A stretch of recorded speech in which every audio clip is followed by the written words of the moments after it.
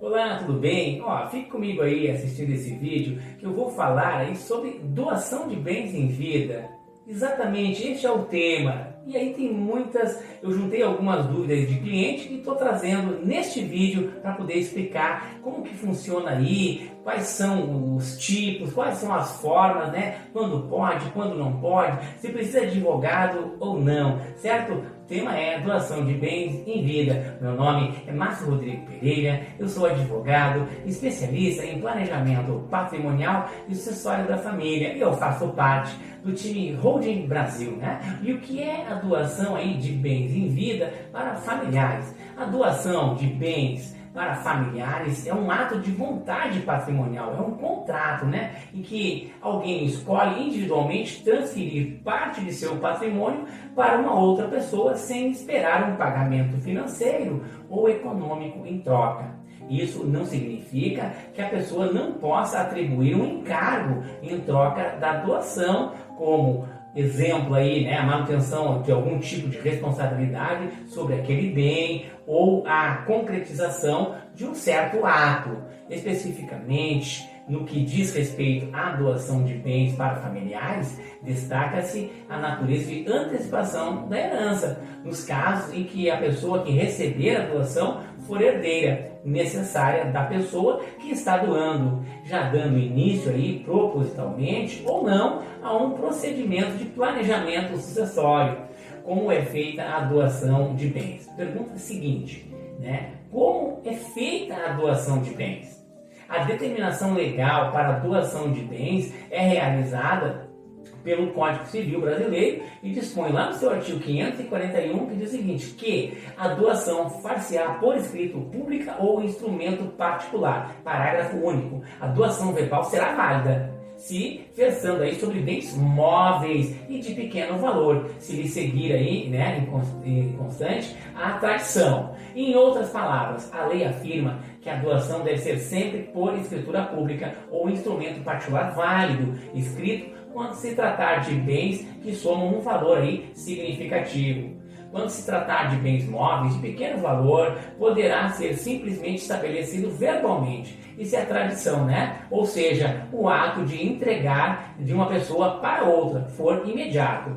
E o caso de bens de família com valor mais sentimental do que o econômico, ou até aí joias, enfeites simples, né? Que são dados aí para as pessoas como presente. Tá?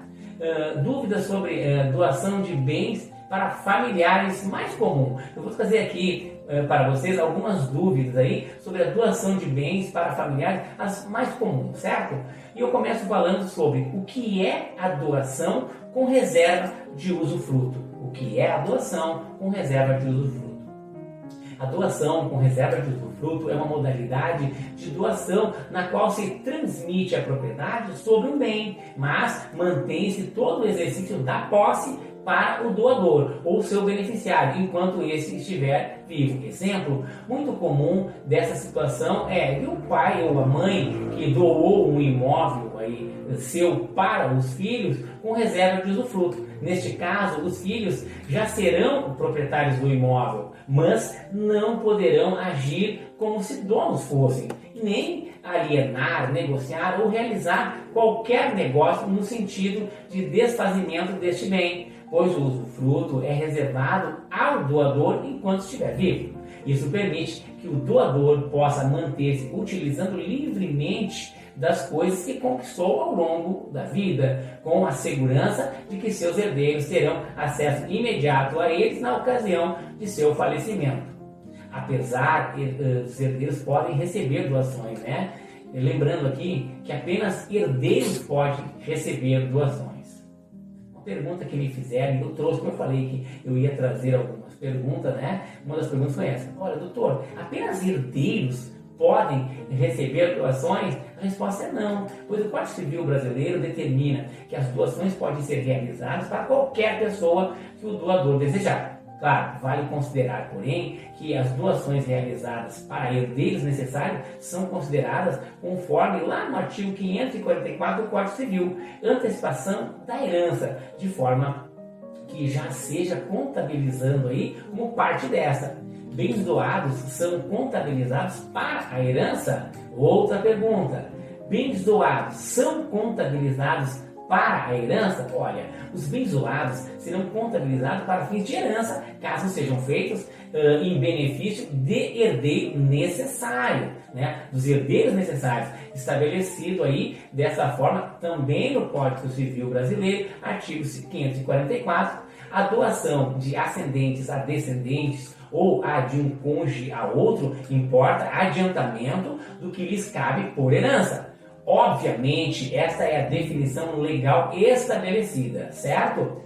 Quando se fala aí em planejamento sucessório, tipicamente se espera uma organização consensual da transmissão de bens de forma que os herdeiros estejam participando das decisões, em concordância com elas, reduzindo o risco aí de judicialização relacionada às doações já estabelecida em vida pelo doador. Né? Uma outra pergunta bem comum, né? Bens recebidos em doação fazem parte da partilha de bens de um casamento? Vejam bem, vou repetir a pergunta que me fizeram, né? Bens recebidos em doação fazem parte da partilha de bens de um casamento? Bom, tudo dependerá, né? Tudo vai depender do regime de bens estabelecidos para o casal. Bens recebidos por doação ou herança só se comunicam entre os cônjuges no caso da comunhão universal dos bens. Significa dizer que, para os demais regimes, incluindo a comunhão parcial de bens,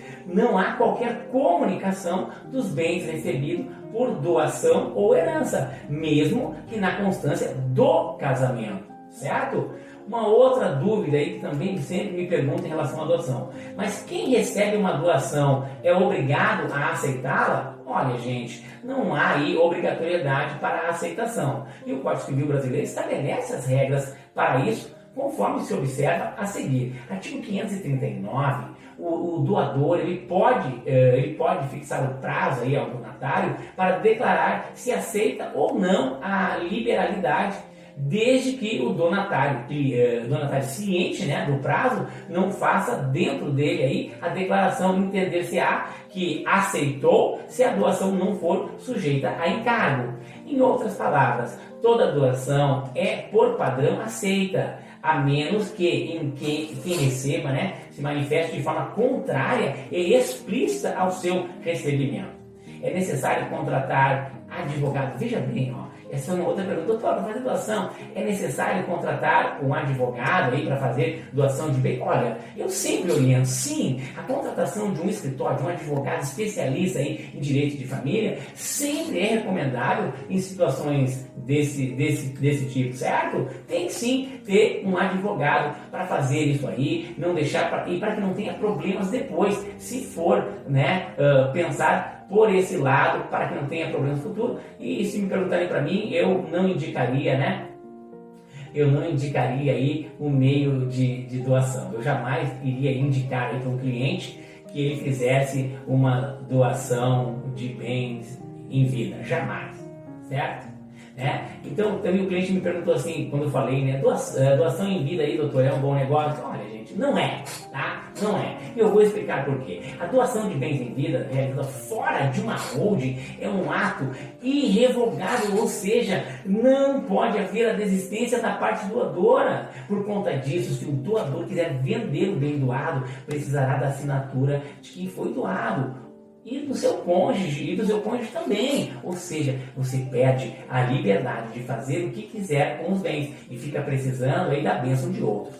Esse simples detalhe pode fazer você perder ótimas oportunidades, pois se qualquer um dos envolvidos não assinar, você pode perder o negócio. Além disso, os custos da doação, eles são os mesmos do inventário, ou seja, não gera economia.